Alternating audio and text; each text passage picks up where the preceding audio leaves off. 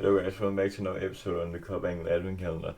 We're already in episode 14, but in today's episode I'll talk about how Liverpool dominated Brighton. Well, maybe the stats look more even, but I feel the match was a game in which Liverpool should have scored a lot more goals, but yeah, we'll dig into that later on in the video.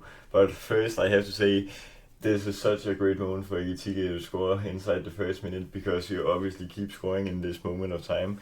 You can see on the right picture here that it's the fastest goal in the Premier League this season, 46 seconds in, and it's also a quite hard finish he had here. It was a volley inside the box, and he just hits it in the top of the middle. Very impossible for the keeper to save. Well, it definitely needed a miraculous save. So obviously very huge for Ekitike, but he also gets a second goal, which also is assisted by Salah, but I'll come on to that later.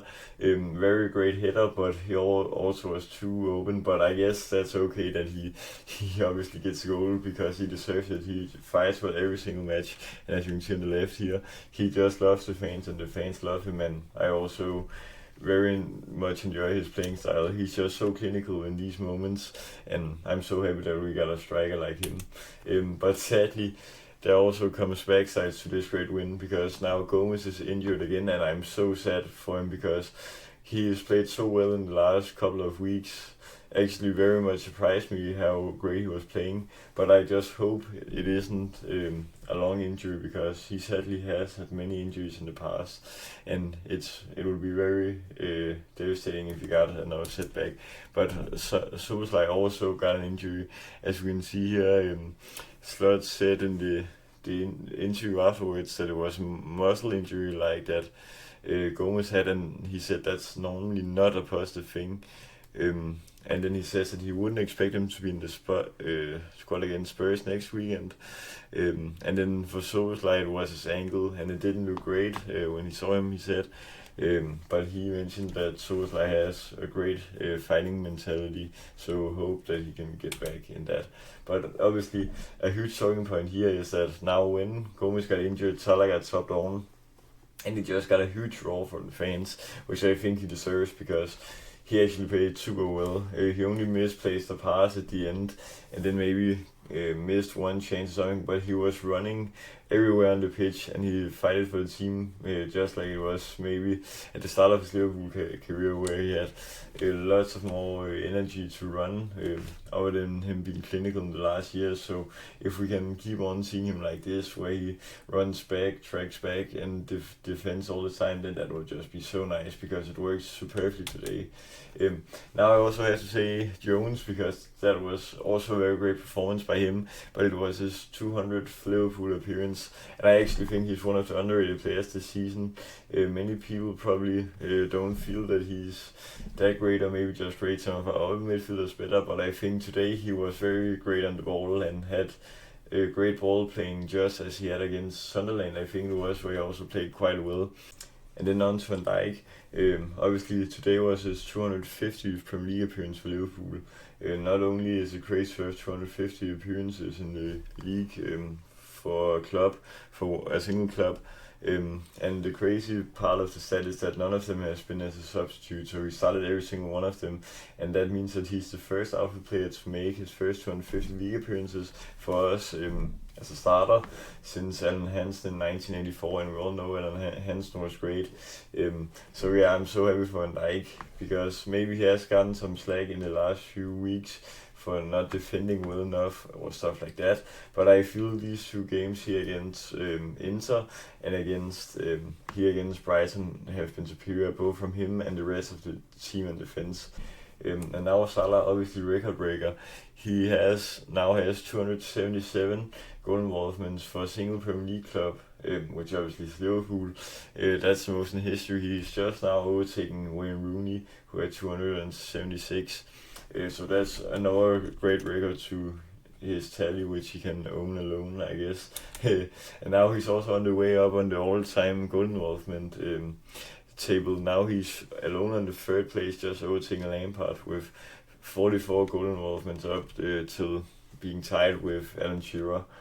So maybe if he gets up into gear here in the last 1.5 years, then maybe we could hope that he can reach it. But just if he plays well for the rest of the season, and hopefully also next season if he stays, that would just be so great.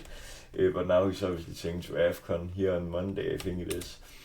But I also have to say in this match it was a quite dodgy ref. You can see he basically karate kicks Wirtz, and the referee didn't even give him a yellow card. Firstly, after the Liverpool players was saying it to him, I don't think he watched what was happening, because when I watched this, then I thought it could have been a red, but the ref didn't even watch what was going on. I felt like, but now the Salah situation, I honestly think he stays because he was seen clapping around at Anfield after the whistle, and also he has reposted it on his Facebook.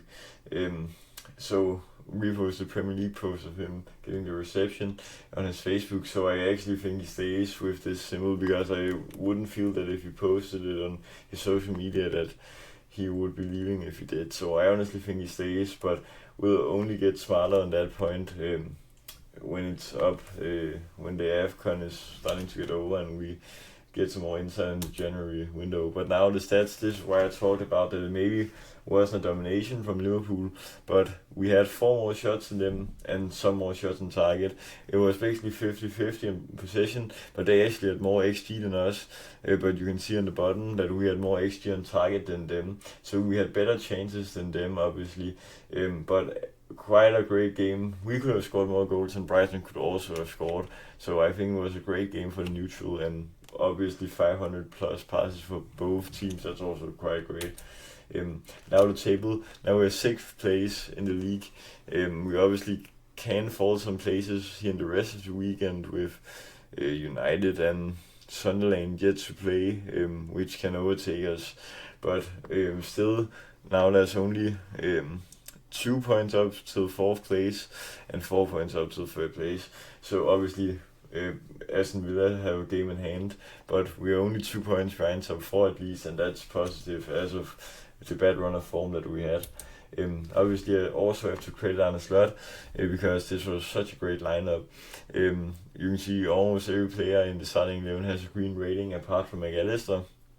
And Konate played well, and as I said, Gomez also 8.5 in rating. He also got an assist for the first Ekitike goal, and then obviously Ekitike up front just so great. And Salah with great appearance off the bench, as you can see. But I have to credit on the slot because that was a great lineup. So yeah, guys, that was my thought on how we won against Brighton. I hope you enjoyed this episode. And then remember to like, subscribe, and share with all Liverpool fans. Till next time, peace.